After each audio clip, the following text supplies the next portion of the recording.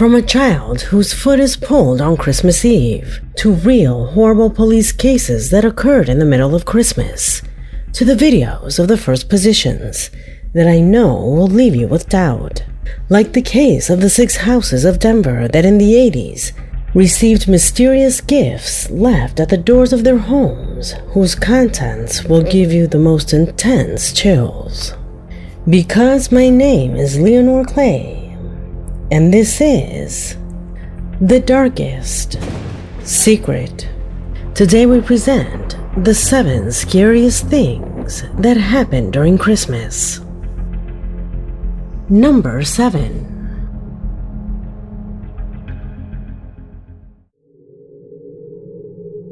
Let me start this investigation with a concept that will be persistent in this collection.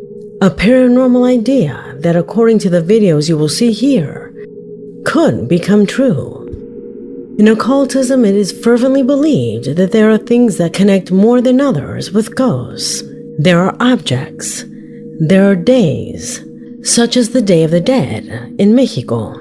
Circumstances that seem to awaken or attract the souls of those who have already departed. Because around these dates, my email always floods with paranormal content, as if people witness these things more frequently. Does this make sense?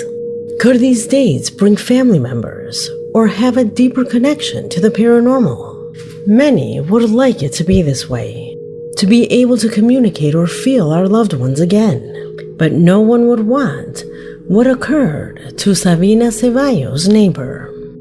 Sabina is one of our subscribers, and she writes to us about something that happened to her on December 15th. She was visiting her friend's house, her neighbor. The girl you see on the screen is the neighbor's daughter. They talked about Christmas and the preparations. Then she told Sabina that she was worried about her daughter, since she had been crying for days and said there was a man who was bothering her. The girl said that he was a very tall and thin man who sometimes even hurt her. The mother knew about imaginary friends and thought it was just that, until that same afternoon, the biggest piece of evidence fell in front of her eyes.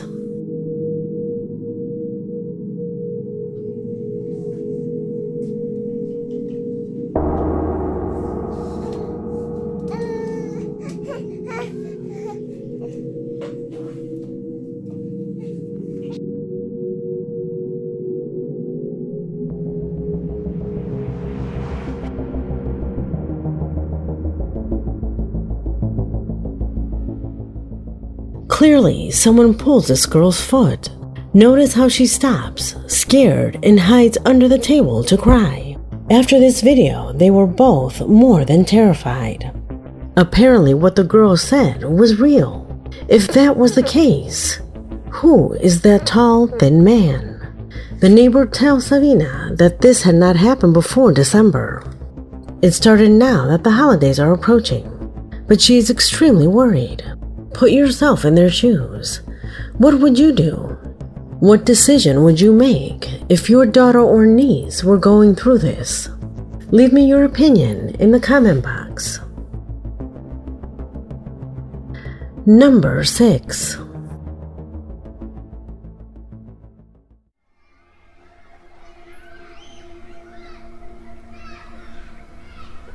Among the most terrifying things that have happened during these dates, apart from the paranormal things, are real cases of those that are worth listening to. Hopeless and painful ones that are even more so because they happened in the month of Christmas.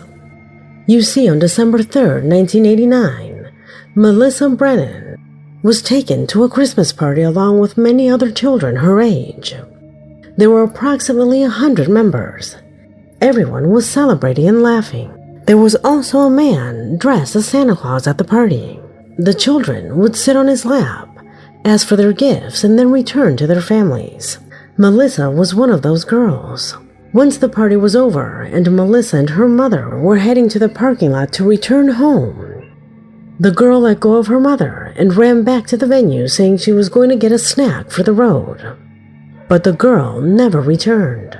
Here I stop to remind you, you who are a father or a mother, Never leave your children alone. Melissa's mother thought that letting her go get something to eat at the premises that was less than 20 meters away from her did not mean danger, but the girl never returned. Witnesses testified that they saw the girl talking to Caleb Daniel Hughes, the man who had dressed up as Santa that night. But then they lost track of them, and it was then that the mother remembered what the girl had told her. Santa told me that very soon he would see me again, and when he did, he would give me a special gift. The mother never thought that that phrase would attract the girl back to him. Caleb became the first suspect, especially because people reported inappropriate approaches of Caleb with the children when he was Santa. Once he was done working, the man took off his outfit to enjoy the party normally. When the police arrived, the mothers and women who attended the event stated that Caleb had inappropriate approaches towards them with crude and sexual jokes, very improper and strange behavior. When the police searched his house, they found that the entire outfit that Caleb wore after playing Santa was in the washing machine. Even the sole of his shoes were missing a piece, as if cut with a knife, like wanting to get rid of traces of blood. Caleb's wife told the police that he had arrived extremely late from work that night. The event where he went as Santa was over, but he arrived home many hours later, which was odd. Suspecting that he was unfaithful, she checked the mileage of his vehicle and noticed that it had several extra kilometers than it had the night before. The wife was probably quite suspicious of his strange outings. The man told the police that the extra mileage was because he went to buy beers and then decided to take a long route to return home. Days later, everything would become clear. Melissa was wearing a Big Bird Sesame Street plaid sweater. Fibers from that specific sweater were found in Caleb's vehicle, so the police assumed that this man had kidnapped her. He was sentenced to 50 years in prison as a result of this evidence. However, the girl's body was never found. The police had a theory. Surely when the girl returned for the snack, he approached her and told her that if she accompanied him, Santa would give her his special gift. Maybe that's how he manipulated her into going somewhere secluded so he could kidnap her. I insist, never leave your children alone. Number 5.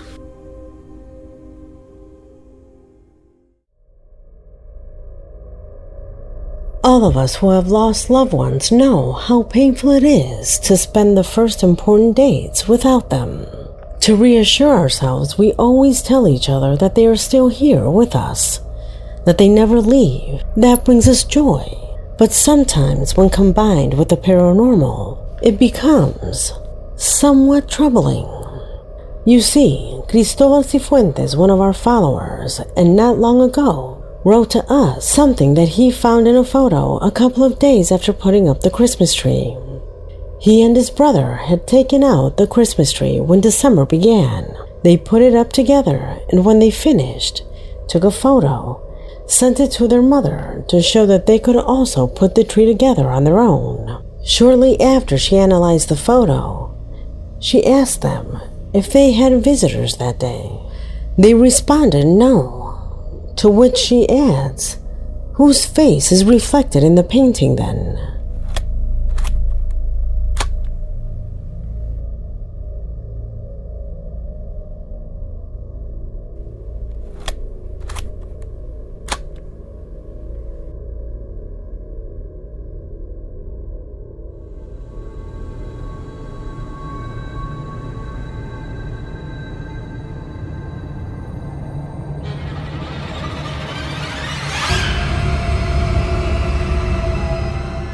There, very clearly, the face of a woman appears, somewhat emaciated and with closed eyes reflected in the glass. Note that it appears to be at an angle. The brothers were petrified.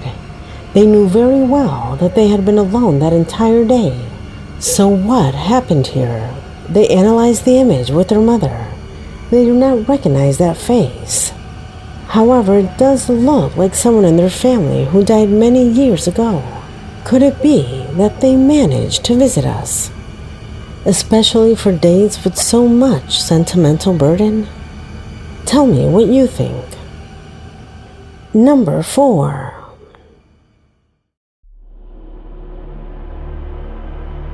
Have you ever heard the story of the Pennsylvania snowman, also known as the albino Bigfoot?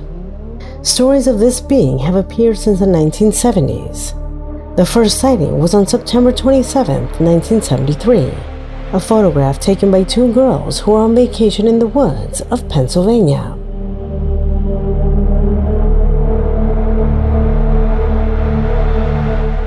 However, it was not until 2008 that the first recording of this creature was filmed. 2 young boys were camping in the woods when they heard strange noises. They went out to investigate, and then they saw him.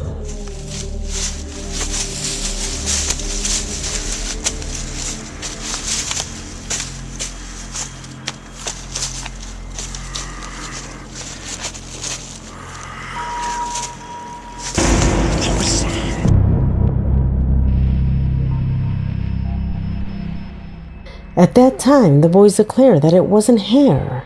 It looked more like snow. So that's why it was believed that this was the Pennsylvania snowman. One more mythical creature that supposedly appears after intense snowfall during the days of December. What do you think? Is that what the boys saw? Leave me your theories in the comment box. Number 3.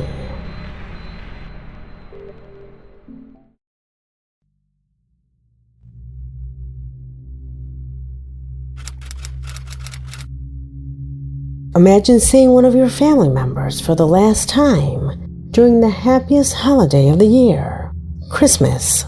They had dined, celebrated, and laughed, but then they disappeared forever. This happened to Patty on December 25th, 1996.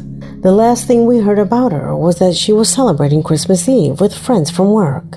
Then her ex-husband arrived, who always came on these dates to deliver his gifts to the children he had in common with Patty. Patty and her ex-husband had been separated for years.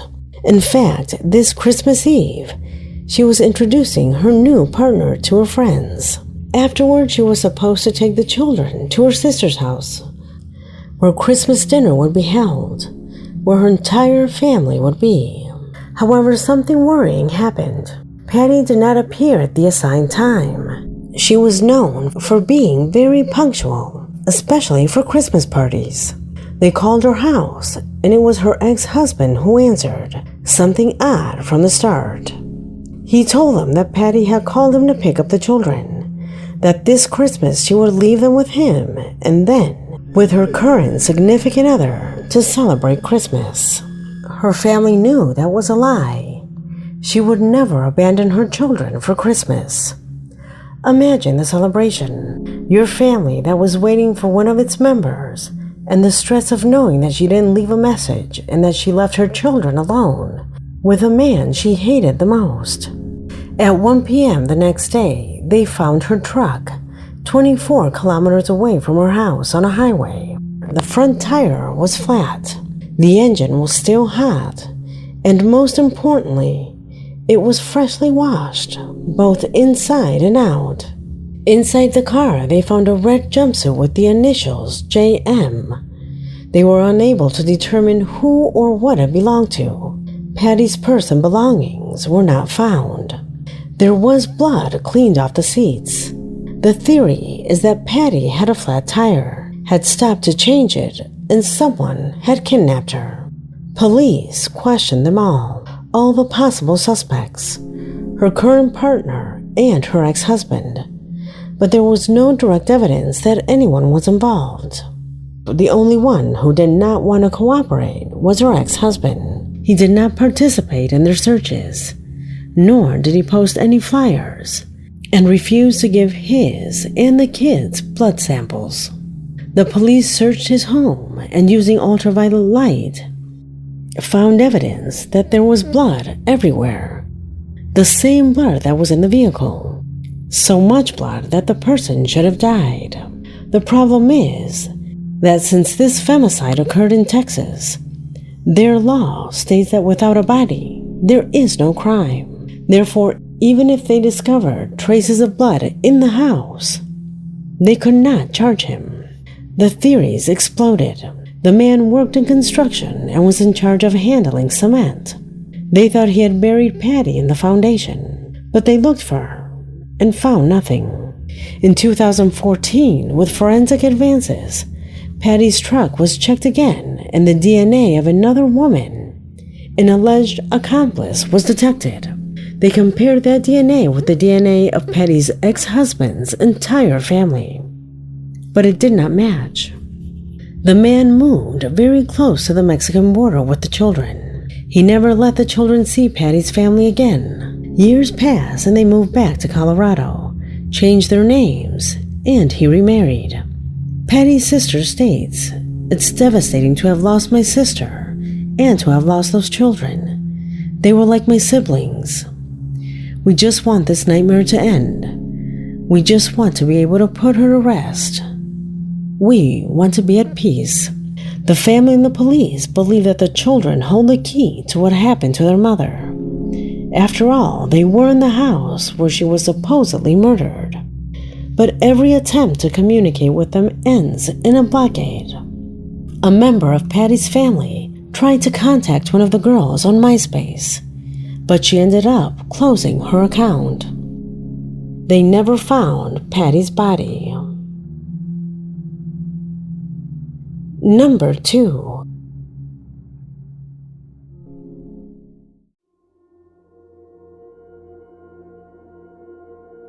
Another video similar to the one of the child being pulled by her foot comes to us from Colombia at the hands of Andres Pedraza.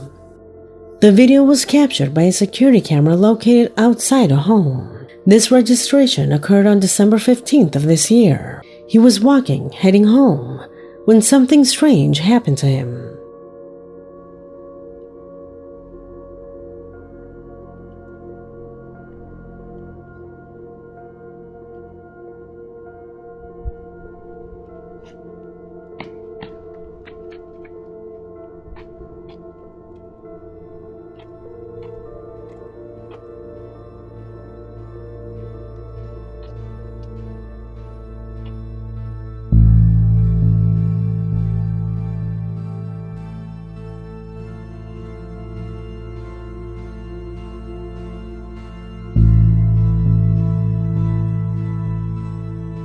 He confesses that he felt as if something was pulling strongly on his neck and arm. He instantly thought it was someone who was assaulting him, but when he turned around and noticed that there was no one there, his brain immediately made him think that he had gotten tangled up in some kind of cable.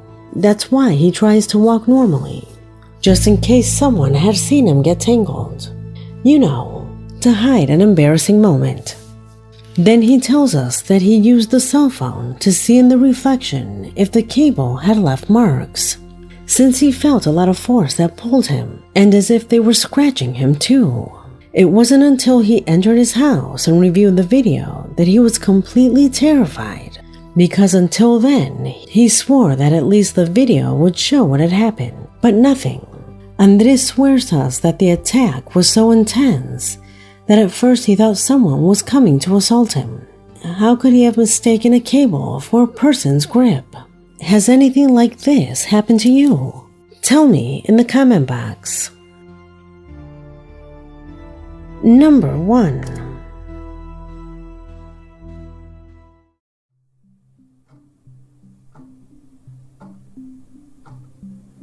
On Christmas Eve 1987, 6 households in a Denver town woke up to strange packages of poorly wrapped gifts outside their homes. Someone had thrown them. Some packages were small and others the size of a shoebox. Inside, the packages contained all kinds of garbage, broken toys, toy parts, newspaper clippings. Jimmy Louis, one of the neighbors, reported that inside their packages were rotten fruits, along with photos like this one. But under all that trash, there was a note that said, "I'm sorry for what happened to your son."